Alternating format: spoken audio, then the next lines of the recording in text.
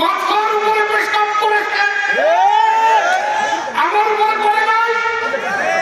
লতিফ সিদ্দিকীর দুই গালে জুতা মারা তালে তালে একটা পশুর চেয়ে আমি নাদান ছিলাম।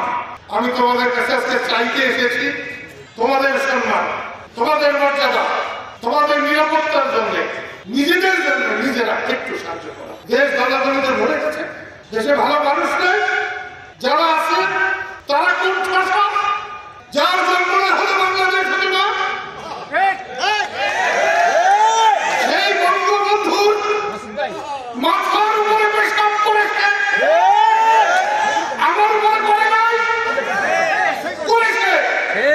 মুক্তিযোদ্ধা হলে কি আমরা আমার উপরে করে নাই? এটা চলতে দেওয়া যায়। গত বর্ষ 28 তারিখ মুক্তিযোদ্ধা মঞ্চ 71 তাতে আমার বড় ভাই লতিফ সিদ্দিকী গিয়েছিলেন। তার সামনে তার পাশে দাঁড়িয়ে লতিফ সিদ্দিকীর দুই গালে জুতা মারা তালে তালে।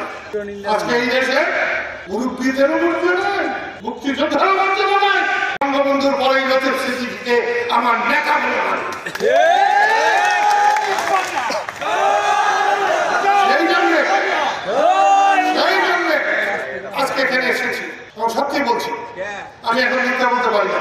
ছোটবেলায় আমি এত মিথ্যা বলেছি, এত বাজে ছিলাম, এত দুর্বল ছিলাম, একটা পশুর চেয়ে আমি নাদান ছিলাম।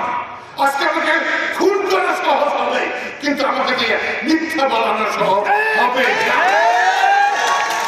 সেই জন্য আমি অনুরোধ করি তোমাদের সবার কাছে, বিশেষ করে এই ঘুরে ঘুরে মুক্তিযোদ্ধাদের কাছে আমার অনুরোধ, জাতির জন্য তোমরা তোমাদের মধ্যে মন কষাকষি দলাদলি ভুলে যাও। আমি অনুরোধ করবো দয়া করে যারা নেতৃত্ব করে মুক্তিযোদ্ধাদের মধ্যে, আমি তো অনেককেই চিনি, তোমরা মঞ্চে আসো। আমি কেন এরা মঞ্চে বসে থাকবো? আমার তো পাহাড় করা 2-4 জনের দরকার। তো তোমরা মঞ্চে এসে বসো। এখানকার নেতারাই কাউকেও যেন বাদ না দেয়। এখানে তোমার মনে হয় 50 জন থাকবে, তো সেই জন্যে সবাটা ভালো হোক, সুন্দর হোক, এটা আমি আশা করি। আমার কাছে খুব ভালো আছে, সবার শুরুর আগেই আমার কাছে ভালো আছে। আমার ছোট ভাইকে দেখলাম আজাদ খুব একটা যোগাযোগ করে না, আসে না, এখানে এসে বসে আছে। ওকে বলবো মঞ্চে এসো।